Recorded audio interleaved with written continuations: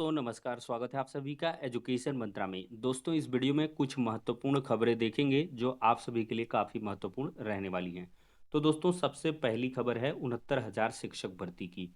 दोस्तों, शिक्षक भर्ती के बारे में आप सभी को बताया था कि जो आरक्षित वर्ग के अभ्यर्थी हैं, वो बेसिक शिक्षा मंत्री जी के आवास के घेराव का प्लान कर रहे हैं और फाइनली कल की डेट में घेराव हुआ भी और इसकी जो खबरें हैं समाचार पत्रों में आज की डेट में छाई हुई हैं। और केवीएस शिक्षक भर्ती में एक बड़ा बदलाव हो गया है, उसके बारे में चर्चा करेंगे। डीएलएड का क्रेज तो बढ़ रहा है लेकिन भर्तियां गायब हैं 2018 से लगातार। और कला भर्ती में बीएड अर्हता को शामिल किया गया है, इसका लगातार विरोध भी हो रहा है। तो चलिए दोस्तों, इन डिटेल सारी खबरों को देख लेते हैं। सबसे पहले हम दोस्तों बात करेंगे 69,000 शिक्षक भर्ती की। तो आज के समाचार पत्रों में दोस्तों यहाँ पर देख सकते हो 69,000 शिक्षक भर्ती घेरा बेसिक शिक्षा मंत्री जी का आवास। तो दोस्तों 69,000 शिक्षक भर्ती के आरक्षित वर्ग के अभ्यर्थियों ने सोमवार को बेसिक शिक्षा राज्य मंत्री स्वतंत्र प्रभार संदीप सिंह के आवास का घेराव किया। मंत्री ने अभ्यर्थियों को इस मामले में सकारात्मक कार्रवाई का आश्वासन दिया है। इस मामले में सुप्रीम कोर्ट में अगली सुनवाई 25 मार्च यानी कि मंगलवार को होनी है। आज की डेट में ये सुनवाई भी थी, लेकिन सुनवाई में कोई खास चीजें निकल के नहीं आई हैं। जो जैसी अपडेट होगी आपको इस चैनल के माध्यम से प्रोवाइड करेंगे। जहां तक मेरी इन्फॉर्मेशन में चीज़ें निकल के आई हैं कि इसमें नेक्स्ट डेट लग गई है। दोस्तों, शिक्षक भर्ती के अभ्यर्थी इस मामले की सुप्रीम कोर्ट में प्रभावी पैरवी के लिए इको गार्डन में काफ़ी दिनों से धरना प्रदर्शन दे रहे हैं। प्रदर्शन का नेतृत्व कर रहे अमरेंद्र पटेल ने बताया कि प्रदर्शन कर रहे अभ्यर्थियों का एक प्रतिनिधिमंडल दोपहर में मंत्री संदीप सिंह से मिला। उन्होंने महानिदेशक स्कूल शिक्षा कंचन वर्मा, बेसिक शिक्षा निदेशक प्रताप सिंह बघेल आदि अधिकारियों को बुलाकर जरूरी निर्देश दिए और मांग पर सकारात्मक कार्रवाई का आश्वासन भी दिया है। इसके बाद पुलिस ने अभ्यर्थियों को बस से इको गार्डन पहुंचा दिया। मंत्री से मिलने वाले अभ्यर्थियों में कृष्णचंद, विक्रम, प्रमिला, कल्पना आदि ये सब शामिल रहे हैं। तो दोस्तों, इस प्रकार की चीजें नजर आई हैं और यहाँ पर दोस्तों आप देख सकते हैं संघर्ष इसी प्रकार से लगातार अभ्यर्थियों का जारी है। सफलता अवश्य मिलेगी। सुप्रीम कोर्ट में जब तक मैटर पेंडिंग है तो इसमें थोड़ी सी प्रोसेसिंग में लेट हो रहा है, लेकिन जो भी हो 69,000 शिक्षक भर्ती में आरक्षित वर्ग के अभ्यर्थियों को फाइनल एंड में जरूर न्याय मिलेगा और उनको सबको नियुक्तियां भी मिलेंगी। तो चलिए दोस्तों, अगली अपडेट को देखते हैं। दोस्तों, देखा जाए तो पीसीएस, एसीएफ और आरएफओ के लिए अब 2 अप्रैल तक आवेदन कर सकते हैं। आवेदन में सुधार संशोधन शुल्क समाधान की तिथि 9 अप्रैल तक बढ़ा दी गई है। और दोस्तों, ओटीआर संशोधन में आ रही तकनीकी दिक्कतों के कारण ये तिथियों को बढ़ाया गया है। दोस्तों, प्रयागराज के मुख्य संवाददाता की तरफ से एक बड़ी अपडेट है। यूपी में 2018 से कोई भी प्राथमिक शिक्षक भर्ती नहीं आई है, लेकिन डीएलएड का क्रेज लगातार कायम है। 2024 सत्र में देखा जाए तो 1,89,000 अभ्यर्थियों ने दाखिला लिया है। 2023 सत्र में 1,92,000 प्रशिक्षुओं ने प्रवेश लिया था। तो दोस्तों, देखा जाए तो सत्रवार दाखिलों पर एक नज़र डालें। 2021 में जब बीएड शामिल रहा करता था तो 2,42,000 सीटों में मात्र 1,24,000 आवेदन होकर के फाइनली इसमें एडमिशन होता था। 22 में 2,39,000 सीटों में और भी आवेदन घट गया, 1,08,000 ही हुआ।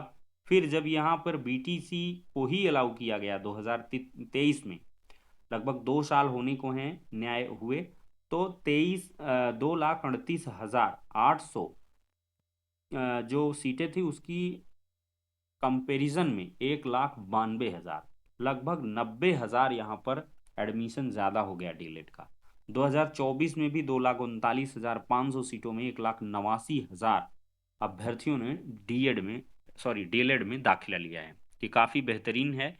और इसके पीछे की वजह दोस्तों ये है, प्रशिक्षुओं का मानना है कि जब भी भर्ती आएगी तो केवल उन्हीं को मौका मिलेगा और इसी वजह से एक बार फिर से जो आकर्षण है वो डीएलएड अभ्यर्थियों का बढ़ा हुआ है।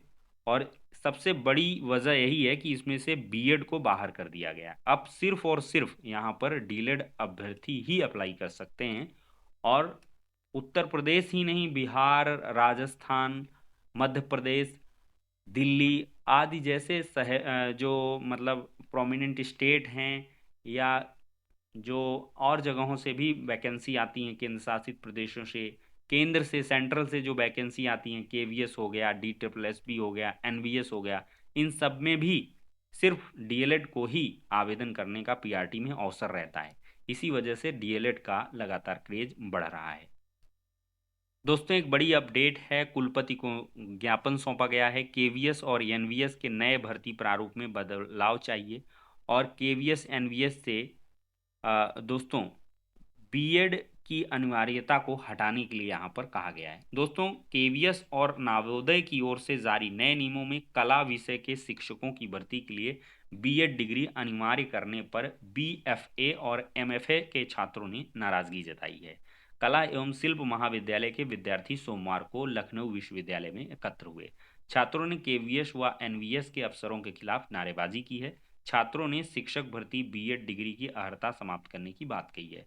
प्रदर्शनकारी छात्रों ने केवीएस और नवोदय विद्यालय समिति के आयुक्त को संबोधित ज्ञापन कुलपति को सौंपा हुआ है।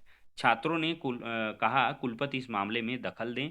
छात्र निखिल शर्मा ने कहा है कि बीएफए प्रोफेशनल डिग्री है। बीते वर्ष तक केवीएस एनवीएस के शिक्षकों की भर्ती में बीएड डिग्री की अनिवार्यता नहीं थी, इसलिए नए नियम को निरस्त किया जाए। छात्र निशंक शुक्ला ने कहा है कि बीएफए और एमएफए कोर्स को विशेषज्ञता और व्यावसायिक कौशल के दृष्टिगत डिजाइन किया गया है। इस कोर्स को करने वाले विद्यार्थी अध्यापन और कला के क्षेत्र में अधिक योग्य माने जाते हैं। तो ये मांग चल रही है। बाकी एक केवीएस की जो प्रक्रिया है उसमें एक बड़ा बदलाव हो गया है। अब केवीएस के जो भी एग्ज़ाम होंगे या केवीएस की जो भी वैकेंसी आएगी उसमें दोस्तों आपको प्री, मेंस और इंटरव्यू 3 स्टेज से गुजरना होगा। 3 फेज हो गई हैं, एक फेज और बढ़ गई है। पहले रिटन एग्जाम होता था, उसमें क्वालिफाई कर जाइए आप, इंटरव्यू कॉल हो जाता था। अब पहले प्रीलिम्स होगा, फिर उसमें से छटनी के बाद आप मेंस एग्जाम दोगे, मेंस के बाद आपको इंटरव्यू लास्ट में देना है। मतलब एक चरण और बढ़ गया है। ये चरण बढ़ने से अभ्यर्थी थोड़े से और परेशान नजर आ रहे हैं कि उनको एक स्टेप से और गुजरना पड़ेगा। और भी सबसे बड़ी बात यह है कि इसमें थोड़ा सा भर्ती के प्रोसेसिंग में समय लगेगा। अब थोड़ा सा जो भर्तियां हैं उनके पूरे होने में टाइम भी बढ़ जाएगा। एक तो वैकेंसी बहुत समय बाद आती है और उसमें भी 3-3 चरण होंगे।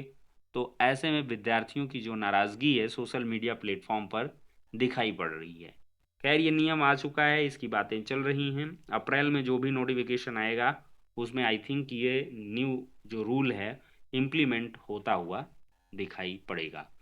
तो दोस्तों ये सारी अपडेट्स हो जाती हैं और जो भी अपडेट्स हैं आपको इस चैनल के माध्यम से हम समय समय पर प्रोवाइड करेंगे। समय का थोड़ा सा अभाव रहता है, लेकिन जो भी इम्पोर्टेंट अपडेट्स हैं हम कोशिश करेंगे आप सभी को प्रोवाइड करते रहें। तो चैनल को सब्सक्राइब करके रखें और वीडियो को लाइक एंड शेयर ज़्यादा से ज़्यादा करते रहें। ठीक है दोस्तों, नेक्स्ट वीडियो में मिलते हैं।